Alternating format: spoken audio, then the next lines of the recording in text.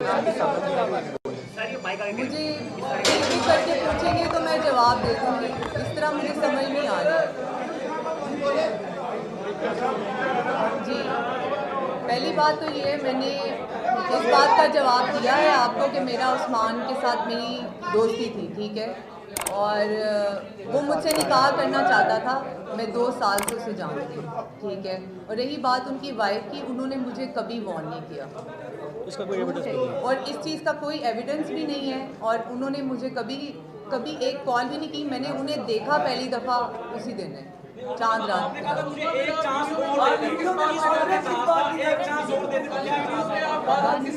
वो उन्होंने मेरे ऊपर गन रखी हुई थी, इसीलिए मैं उन्हें कह रही थी कि मुझे एक चांस और दे दें प्लीज़, आप मुझे माफ़ कर दें। ऐसा कोई वाक़या पहले नहीं हुआ।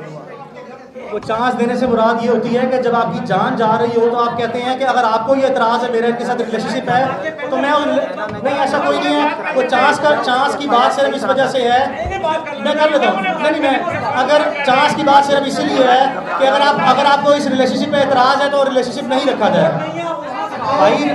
वो भी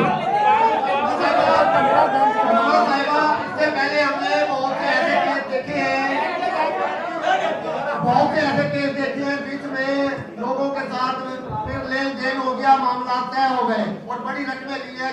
जदोई का कराची में केस इसी तरह का था और उसमें उन्हें फिर भारी मुआवजा लिया लड़की वालों। बहुत अच्छा सवाल है। कहीं आप भी ऐसे ही ड्रामा तो नहीं कर रही, कोई पैसे कैसे लेने का प्रोग्राम तो नहीं लंबा चौड़ा? ऐसा कुछ होता तो मैं आज यहाँ ना होती। आपको क्या लगता है ऐसा कुछ होता तो मैं यहाँ आज आप लोगों के सामने ना बैठी होती? अगर मुझे बात ख़त्म करनी होती, लेन देन ही करना होता तो मैं ये मुकदमा ही ना दर्ज करता। हेलो, अच्छा ये वीडियो वायरल हुई है। भाई बताएं भाई। ये झूठ है।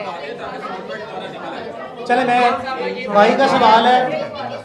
कौन सी मिस वन कह रही है? भाई आप ही कह रही है? मैं अच्छा,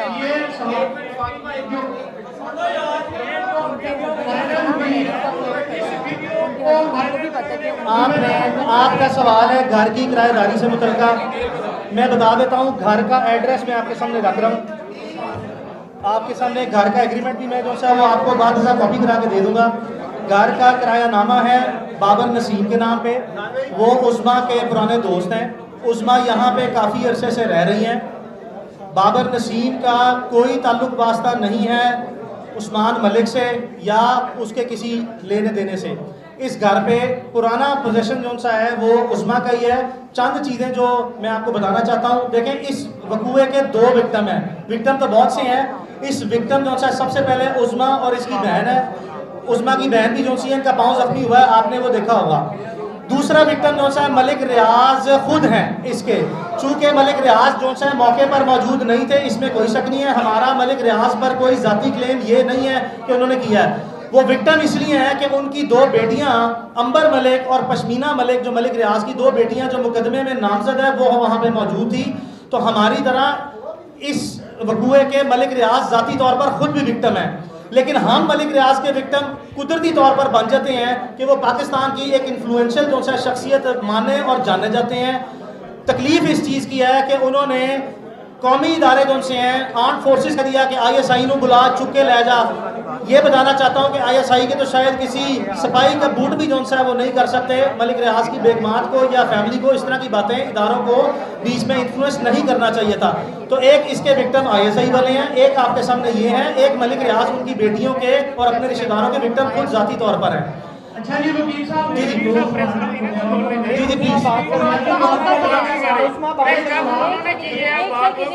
एक उस्मा बात करना चाहती है, एक उस्मा बात करना चाहती है। इस निजाम के हवाले से जी जी इस मुल्क में आपने बहुत सारी दफात दिलवाई है, घर में दाखिल हुए, घर में की और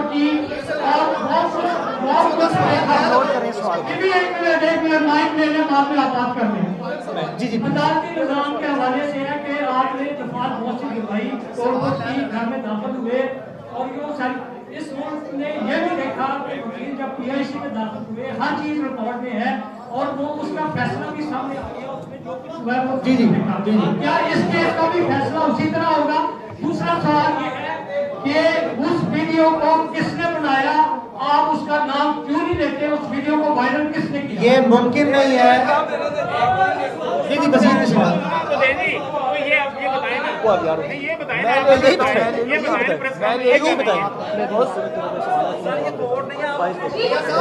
उस्मा एक बात करना चाह रही है।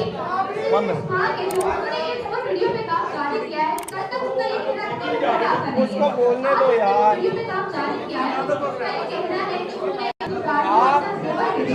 और वो सारी चीजें जो वो बेच के रही है वो उनके शोहर आपके नाम करते रहे हैं, आपको देते रहे हैं। तो इस वीडियो में उनके इस्तेमाल में किस हद तक कहाँ पे है सब कुछ? सब कहाँ पे है? उनको भी पता है कि ऐसी बात नहीं है।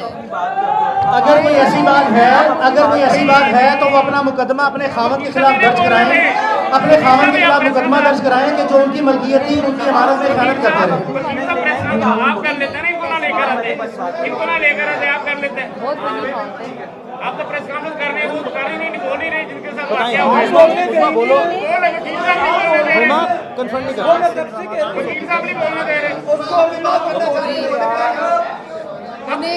उन्हें अगर लगता है कि वो ये पैसों का बात करके और इस तरह की बात करके वो सही साबित हो जाएंगे, तो ऐसा तो मुमकिन नहीं है। जो उन्होंने किया है उस चीज़ का उन्हें मुझे जवाब देना पड़ेगा कि उन्होंने ये मेरे साथ क्यों किया। और रही बात उस्मान मलिक की, उस्मान मलिक अभी तक मुझे मैसेजेस कर रहे हैं, कॉल्स कर रहे हैं। आप कितना किराया दे रहे बाबर साहब को?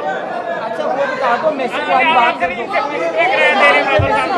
उनका सवाल बाबर साहब को कितना किराया दे? उनका और सवाल एक है। बात कोर्ट में प्रूव करूंगी कि उस्मान की कॉल्स, डिटेल्स और मैसेजेस अभी भी मेरे पास हैं और मुझे वो कॉल्स कर रहे हैं।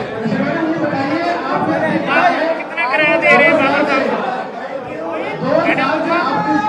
मैडम आप कितना किराया दे रहे बाबर साहब को? सवाल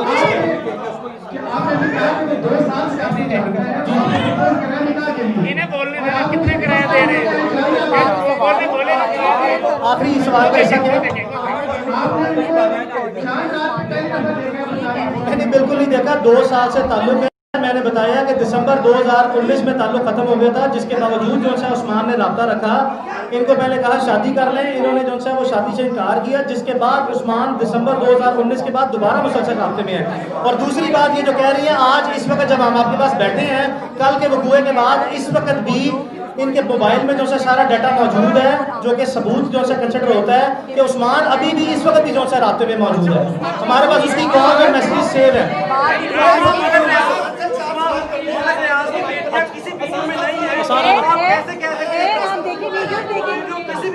अच्छा, हम मुतालबात आप वजीर सवाल आसान से मुतालबात आपके सामने रख देते हैं। मुतालबात हमारे जो है वो 3-4 हैं।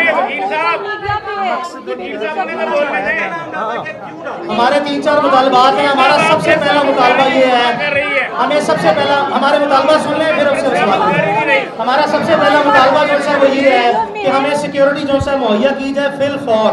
इसमें कोई शक नहीं है कि हमारी जान को लाजमन खतरा है। हमें जिस तरह कल रात से मुख्तलिफ तरीकों से टेलीफोनिकली नामालूम जो है लोग आते हैं, हरासा कर रहे हैं, कभी गाड़ी आगे लगाते हैं, कभी पीछे लगाते हैं, हमें फिल फौर जो है सिक्योरिटी दी जाए। ये पहला मुतालबा है। हमारा दूसरा मुतालबा ये है कि कम अज़ कम तफ्तीश जो है वो DIG इन्वेस्टिगेशन लाहौर की ज़ाती सरबराही में हो और उसके 2 न्यूट्रल मेंबर्स जो से हैं जो लाहौर डिस्ट्रिक्ट से ना हो, वो भी जो है वो लिए जाए। ये हमारा दूसरा मुतालबा है।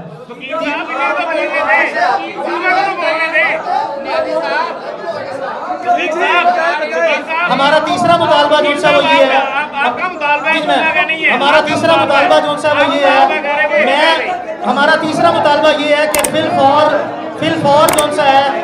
फौर जो है मुल्ज़िमान की गिरफ्तारी जो है अमल में लाई जाए और कतई तौर पर यह तासुर न दिया जाए कि ये बाअसर लोग हैं, कानून से ज़्यादा रोब और ताकत किसी चीज़ की नहीं होती।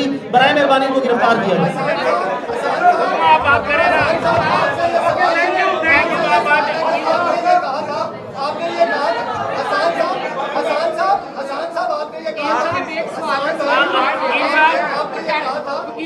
वकील साहब वाकया उनके साथ पेश आया, बता आपने जैसे आप मौके पर मौजूद थे। ये आपने केस नहीं मुझे पता था, ये तब की बात है। इन्होंने वकील साहब इन्हें तो बोलने थे।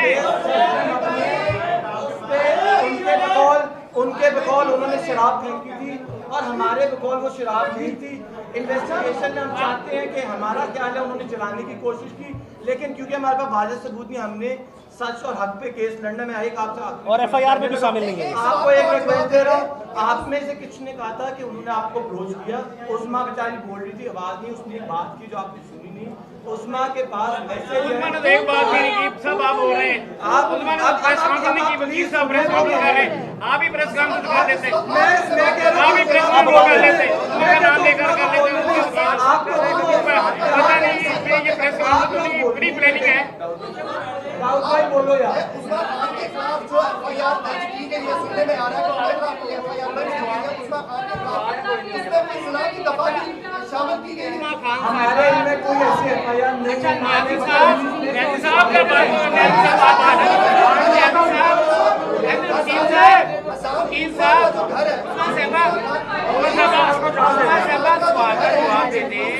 ये देखिए, अभी आपने कहा है कि आपको वीडियो धमकियां देने का आया, उसको तो आपने कोई एप्लीकेशन थाने में दी या CCTV बहुत किया, इस बारे से भी